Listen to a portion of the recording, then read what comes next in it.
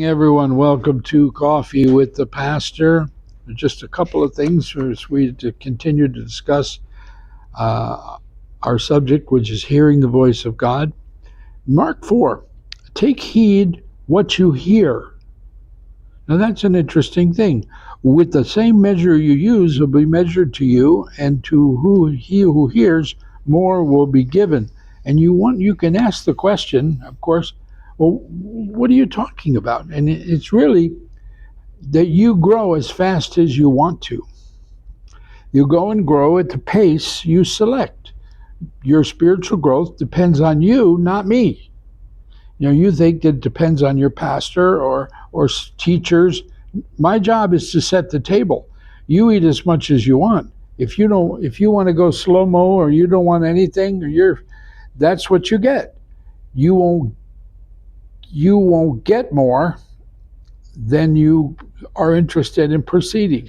So, and you're hearing, if you're hearing garbage on the internet, you need to beware, because there's a lot of teachers that have itching ears. The Bible says, because they have itching ears, they will heap up for themselves teachers, and they will turn their ears away from the truth and be turned aside to fables. But you be watchful in all things. In other words, being prayerful, being on board with what God is saying.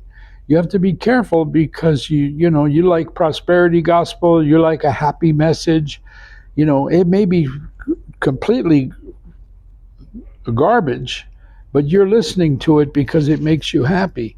The prophet Habakkuk said, I will stand my watch and set myself on the rampart. I watch to see what he will say to me, what God will say to me. And the reason is because he was being patient and waiting in a watchtower, so to speak, on what God would say. Be still, the Bible says in Psalm 46. Be still and know that I am God. Psalm 32 says this, I will instruct you and teach you in the way you should go. I will guide you with my eye. And those of us who had parents that could give you the eye from wherever they were, and you'd know that you need to knock it off. But you still have to be close enough to see the subtleties of an expression. If you can guide you with my eye where my expression changes, you can't see that from 100 miles away. You just can't. It doesn't matter. Think about how close you have to be to have a close enough to see the subtle changes in God's expression. Psalm 85 says, I will hear what the Lord will speak, for he will speak peace to his people and to his saints, and let them turn back to folly. Psalm 119 says, by your words I can see where I'm going. This is out of the Message. By your words I can see where I'm going. So it's not only your written word, it's also the spoken word. It's also the spoken word, what God will speak to us. In Isaiah 58, remember I believe the prophet Isaiah is the harbinger of change. The glory of the Lord shall be your rear guard, and then you shall call, and the Lord will answer. Yes, you shall cry, and he will say, here I am. He wants to speak to you. And the Lord will guide you continuously. Continuously. That's pretty amazing.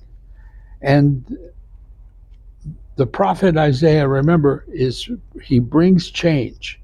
In his own ministry, he changed. First 5 chapters, standard old stuff from Israel prophets. But yet in Isaiah 6, he sees the Lord and he changes, because he begins the next 60 books are based on the coming Messiah. Isaiah 43 says this, do not remember the former things, nor consider the things of old. Behold, I do a new thing. And I think that's the season we're in. We're doing a new thing, and he wants to speak to us. So this is a great opportunity for you to slow down and hear the voice of God. God bless you. We'll see you again next time.